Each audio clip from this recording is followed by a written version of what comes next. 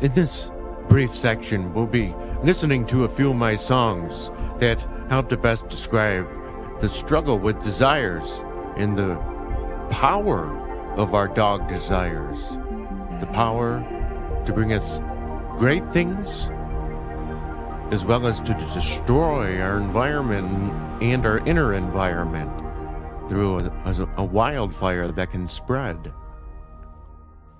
If you haven't listened to the beginning introduction, you should, because you'll get a better understanding of where this is all going.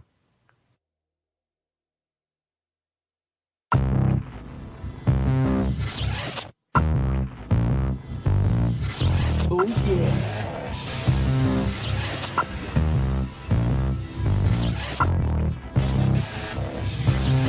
Listen to this. Love is pain, blood red agony, that stinging joy. A rose in full bloom that pricks the heart of man's desire to be filled, thrilled, exhilarated beyond a dream. I only know what I can't say, but why do I say what I don't know? I do love the way you glorify our mutual passion. Not by chance did this happen. Not by accident did I collapse into your arms the day I was true. How full I feel to be alive again. It's all my breath can muster. But I will not lie to satisfy the backdrops of my yesterdays gone by. This feeling, incredible release of emotion. To have that chance to be close again in the night of my longing. I do love the way you glorify our mutual passion. Not by chance did this happen. Not by accident did I collapse into your arms the day I was true. Oh, how do I hand my heart to you for walking by my side? Incantations I chant and call you beautiful. By name, not sad to sing. Incense of the highest light, lifting me above the emptiness I once settled for. Here I am, a holy offering of myself. The risk to speak truly, I do love the way you glorify our mutual passion. Not by chance did this happen. Not by accident did I collapse into your arms the day I was true.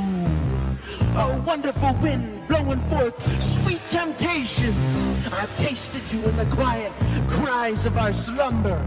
Incandescent motions of the harmony between us. A truth in this peace where we lay in pain, but not afraid.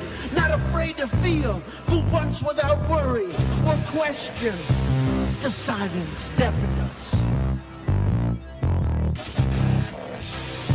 But no more in a hollow place do we hide, putting everything aside for the intensity between us.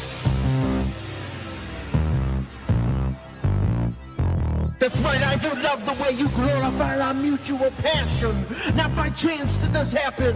Not by accident did I collapse into your arms the day I was true. Naked, like we were made, this time no shame. No more of our childish games. We played husband and wife, we're one and the same. Our shared name, free of blame, don't need fame to ignite this flame.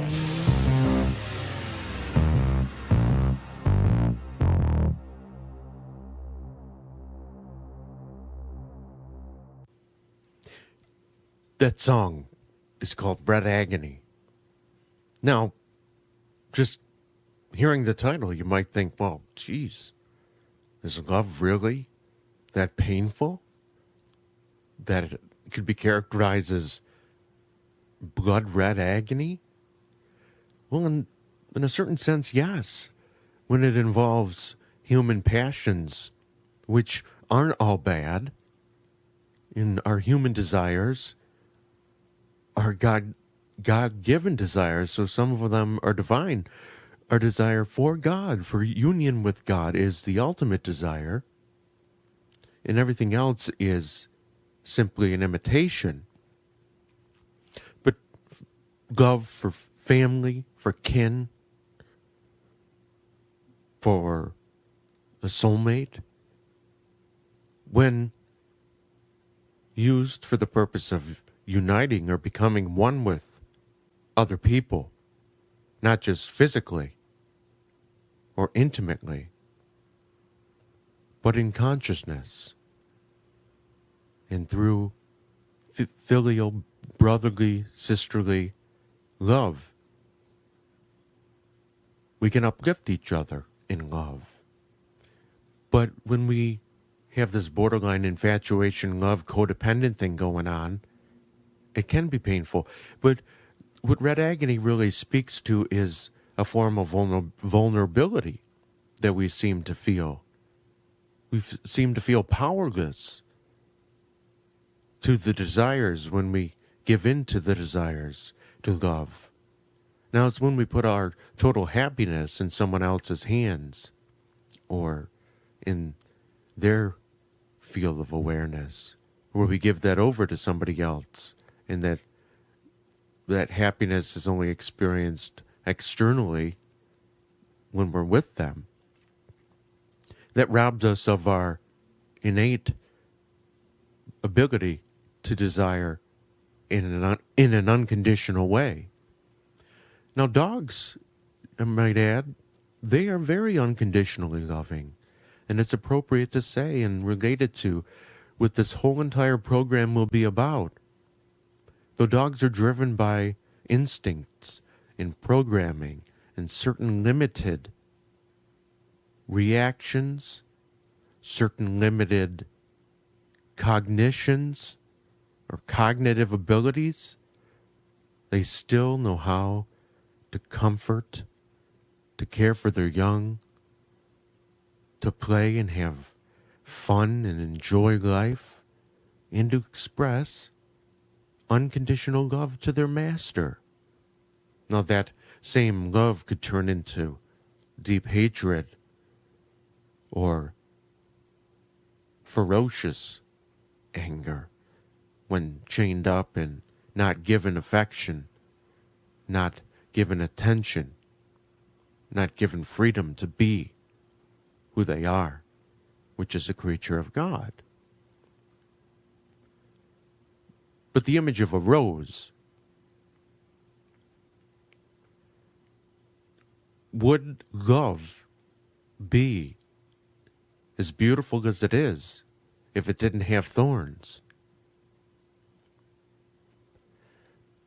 But if you're a student of oneness philosophies, whether of A Course in Miracles or the Vedanta philosophy, one of the branches of Hindu philosophy, you might say that there should be no opposite to pure unconditional love or the rapture and bliss of being enamored with God. The pain and the sting is created by our human condition, our limited human condition. Now, I partially believe that, but I believe also in paradox. Paradoxes. I believe that love is a paradox, that when we engage the heart, not just the mind or an idea in the mind, when our heart is involved, though it's a very smart organ, and it is actually the fifth brain in a fivefold brain system and holds together all the lower four brains, when entrained with our frontal lobes, there is this feeling of coherence, and the heart can operate to its maximum potential. I also recognize the fact that the heart has ties to the limbic emotional system. And, according to great yogis, that the heart can cause us to feel, the heart alone, without reason or rationality, can lead us into whirlpools of feelings, of dislikes and likes, which can keep us bound. Now I'm going to share two more songs and then give a commentary on desire.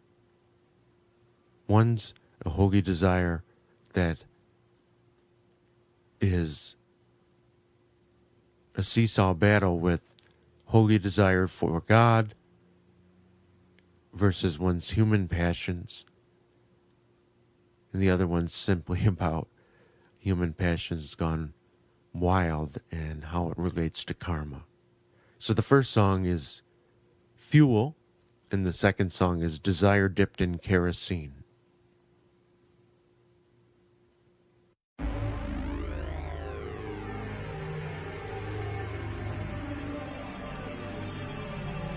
Hello, Messiah, I'm numb. Look what needs done to me. I'm burning inside, saying my prayers, doing this begging thing. Here in a trance, please purge my soul. The flame canteen, vibrations moving above me, memories staining my cross, bleeding, screaming I'm lost. Oh, radiating from heaven, you keep my fuel burning free. Eucharistic mystery illuminating me. And I'm praising you, God above, for sending down your song. I feel alive every time I cry, when your presence transforms me with light. Paralyzed signals are holding me down. Shackled spirit, will these tricks desist? Jellied remorse cake, poison in a jar. I'm prisoner of passion in yesterday's lies. Oh, radiating from heaven, you keep my fuel burning free. Eucharistic mystery illuminating me. And I'm praising you, God above, for sending down your song. I feel alive every time I cry, when your presence transforms me with light. Lust creeps in with their stillborn love, a barbed wire romance, the taste of death, blender of sorrow, choke memory milkshake, forced to drink it, a crown of thorns holding me down. Oh, radiating from heaven, you keep my fuel burning free. Eucharistic mystery illuminating me. And I'm praising you, God above, for sending down your song. I feel alive every time I cry, when your presence transforms me with light. Hidden treasures raining away, smoldering thoughts in the ashtray sleep. I'm weak and tired, slowly dying. This coma will take me, but I won't let go. Strangling echoes, the past now fading, carrying Christ Joe.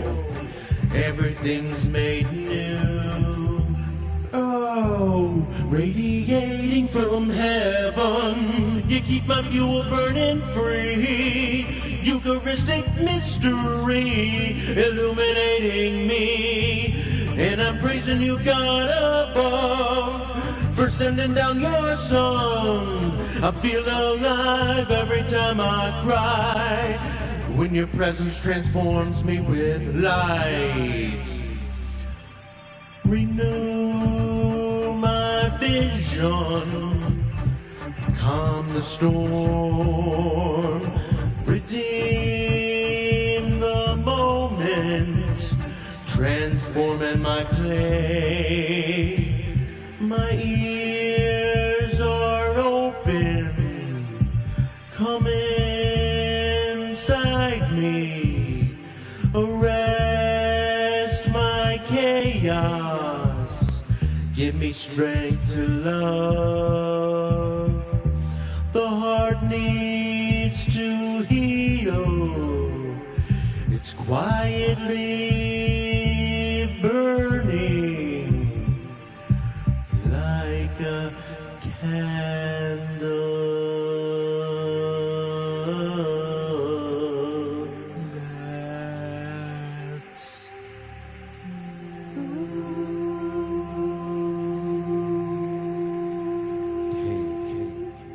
And eat, take, and drink.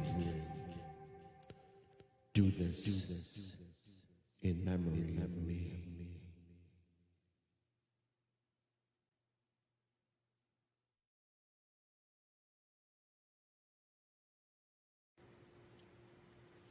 Now, I'd like to say that desire in itself, not in itself, is a totally evil thing. But you do gotta keep in mind or bear in mind that, like a child who touches a hot stove and gets burned, not knowing that it is hot or not knowing that he could get burned, we need to carry in to our choice making and our actions pure awareness of the consequences, of the possibilities of acting on our desires. To desire to commune with God intimately proves that desire is not a totally evil thing. It's all a matter of gradation. It's all a matter of balance. It's all a matter of awareness. Tal Malachi, independent Catholic bishop and lineage holder in the Sophian Gnostic tradition, a non-dual, non-world-hating tradition, speaks of our desire energy that is housed in the spinal Kundalini centers, the spinal chakras, or what he calls interior stars. Again, as most people would teach about Kundalini, it is this coiled configuration, this coiled energy that lies dormant in the base of the spine at what's known as the root chakra, and when awakened, takes on a ubiquitous spiral-like movement up around the spine, up to the brain. Now, he calls Kundalini fiery, intelligent desire. And he says that we progress and we regress through the activation and learning to integrate this fiery desire energy, that the process of involution and evolution occur within us, both in body-mind, as well as in spirit evolution. Now, desire energy is a gift, and it can be used for great and amazing things, or for hellish macabre. That's what I have to say about that. The curious, desirous, and illusory thought to give attention to the first split in pure consciousness. We're talking back at the beginning of creation. The discovery that there was something other than God, something other than the internal state of Eden, which took the form of collective mass ego. This led to separation, to outpicturing our experience, outpicturing our soul, outpicturing or projecting out our potential and all the brilliance and all the imaginative powers that were implanted into us by God in our intrapsychic male, female energies within. All of this got projected outward in an instant that a tiny mad idea took control of the collective mind, the universal mind, that it could be shattered, first of all, that there was something outside its infinite nature and love. And this all came out of the desire of the would-be ego assailant to usurp the power of God and seemingly separate. That took a great deal of desire energy. And this resulted in the ultimate projection and hurling of the universe outward. This was the Big Bang, according to A Course in Miracles. Other cosmologies would teach similar things, but use different language, such as in Hindu philosophies, Hindu thought, or cosmology. There's this idea that God dreamed the universe, that at the level of cosmic consciousness came this potential, and then at the level of the causal universe, the causal level of creation, where the thoughts and vibrations and energy formed in the astral world, and then from there, energy descended into matter, into material bodies, into the physical body, and physical creation. This Big Bang, how does that relate to this? Well, there was a force of duality, or dvaita, that moved by its own volition. This force, what Swami Kriyananda, disciple of Paramahansa Yogananda, calls the satanic force. I would call it the separative force. And it resulted in the multiplicity of forms that we now see in manifest reality. What appears to be real, which really isn't. The myriad forms, the mirages. One of the statements in the Gospel of Thomas was clarified for now spiritual teacher Gary R. Renard by two ascended masters who had been, in past lives, apostles and disciples of Yeshua Jesus. And in their appearance to him, they reinterpreted one of the passages where Yeshua had taken Thomas alone, apart from the disciples, and told them a great secret about the nature of reality. And when he came back in, the disciples had questioned Thomas, and Thomas said, if I told you what he said, you would stone me to death, basically. This is what he said. And it's hard to believe, but if you can accept the fact that ascended masters can appear to people in their living rooms, which I have no reason to believe that Gary Renard is a liar, because this seems a lot of the knowledge and the content in his book, just the disappearance of the universe in his second book, Your Immortal Reality, just seems like more than one meager man could conjure up on his own. For it ultimately led him down a path of spiritual discovery and freedom, using A Course in Miracles and becoming a teacher of it.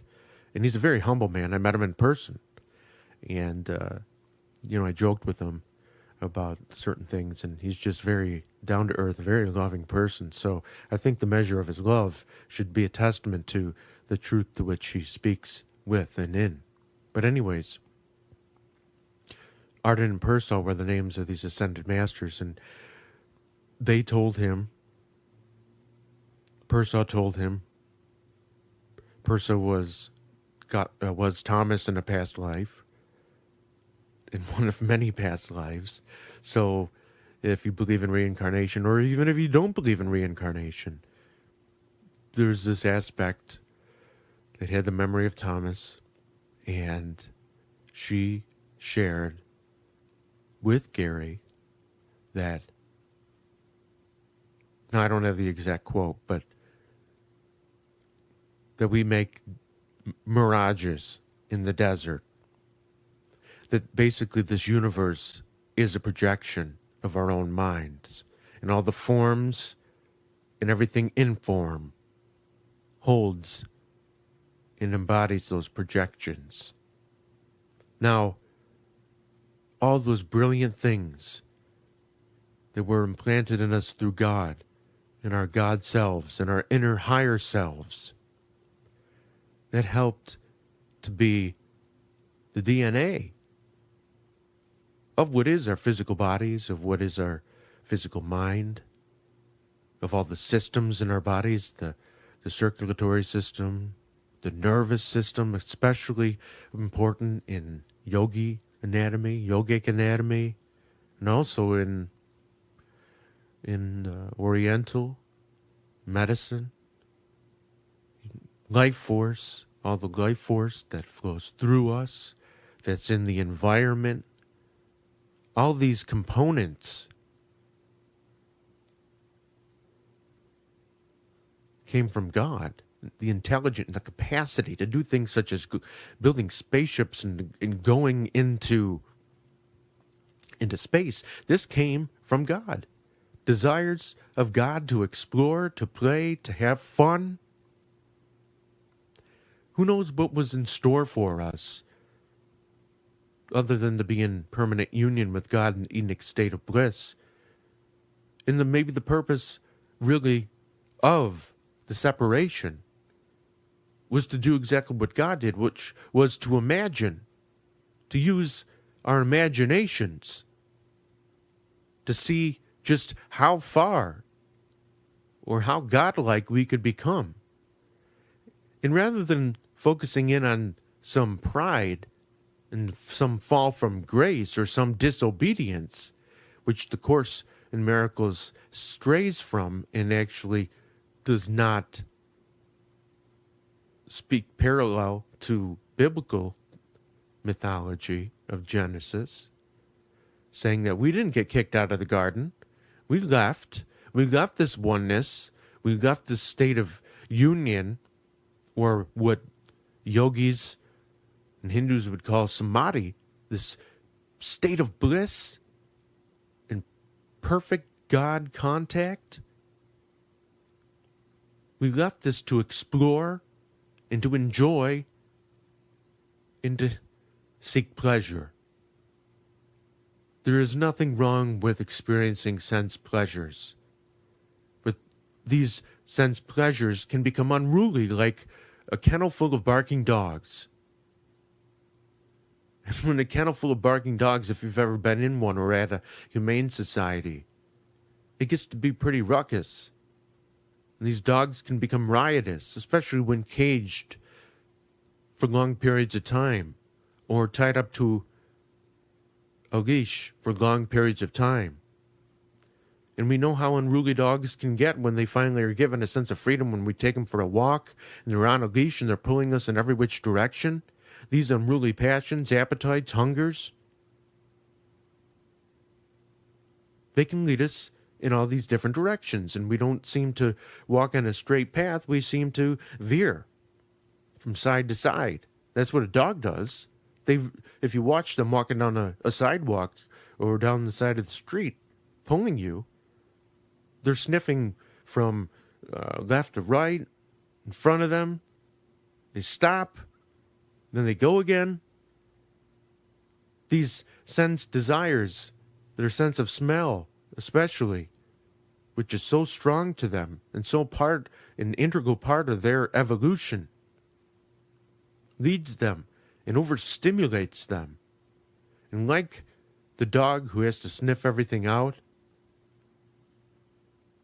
we interact with all these external forces, these external manifestations that come from the subjective mind, from a primordial womb. Let's just say that God created the space. The divine mind created the space out of which we would ultimately create. So are we responsible for the planets, for the perfect orbits in which planetary bodies move and have their being? Are we responsible for the change in seasons or the evolution of the earth through geologic studies, as geologic studies have shown, through ice ages, through massive extreme weather conditions, through the creation of simple celled organisms upward towards complex human beings? Am I saying that we evolved from bacteria or the amoeba or from apes? What I am saying is I believe that there is such a thing called theistic evolution, and that the hand of God has been a part of consciousness evolution, and that the forms that have come about all are manifestations of the ego.